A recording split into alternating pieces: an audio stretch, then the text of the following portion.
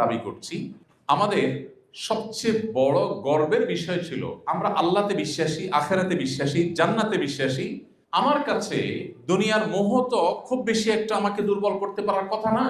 দুনিয়ার সব কিছু যদি আমাকে দিয়ে দেওয়া হয়, আমি জানি এখানকার কোনো প্রাপ্তির নিশ্চয়তা নেই, তৃপ্তির স্থায়িত্ব নেই, কোনো প্রাপ্তির নিশ্চয়তা নাই।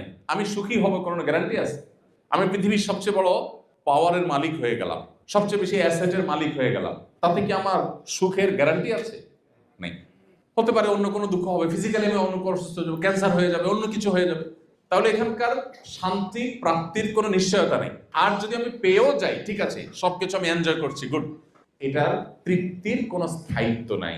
আমার মৃত্যু আসলে আমাকে চলে যেতে হবে সব রেখে। তাহলে ইমানদার দুনিয়ার জন্য চেষ্টা করবে, কিন্তু এরকম হবে না যে তার আখেরাত বরবাদ করে দিয়ে, জান্নাত বরবাদ করে দিয়ে, আল্লাহর অসন্তুষ্টি নিয়ে হলেও তার দুনিয়া চাই, টাকা আমাকে লাগবেই লাগবে, তাতে আমার আদর্শ যাক, হালাল হারাম বাজ বিচার না করে হলেও, আল্লাহ নাখুশ হলেও, জাহান্নামে যেতে হলেও আমি হারাম করব, আমি কোম্পানির ফাঁকি ঝুঁকি দিব, আমি 2 নম্বরের পথে উপার্জন করব, যে ইনকামটা আমার জন্য অ্যালাউড না সেটাও আমি কামাই করব, আমি অবৈধ পথে উপার্জন করব, আমি ভোক্তাকে ক্ষতিগ্রস্ত করব, আমি মিথ্যা করব, প্রতারণা করব, তারপরও দিন শেষে আমার টাকা চাই।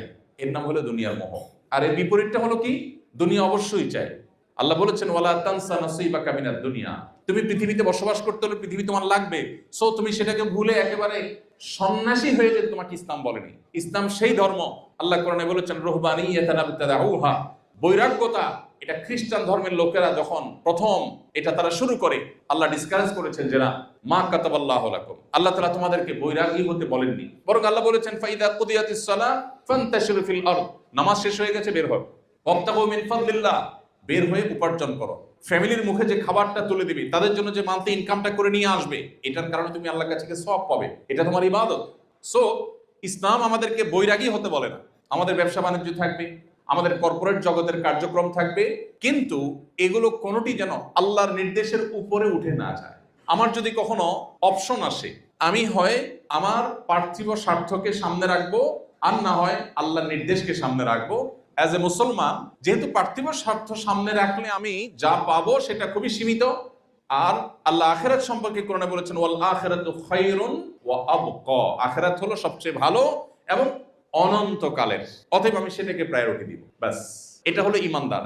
পৃথিবীতে যখন সেই ইমানদারের সংখ্যা বাড়বে, যেই ইমানদার তার ভিতরে দুনিয়ার মোহ থাকবে না, দুনিয়ার কাজ সে করবে, পার্থিব কাজ সে করবে, ব্যবসা বাণিজ্য সে করবে, কর্পোরেট জগতে তার বিচরণ হবে, কিন্তু এগুলো তাকে তার আল্লাহ থেকে সরাবে না, এগুলো তার নামাজ থেকে তাকে দূরে রাখবে না, এগুলো তাকে হারামের পথে নিবে না। এই জায়গাটা যদি মুসলমান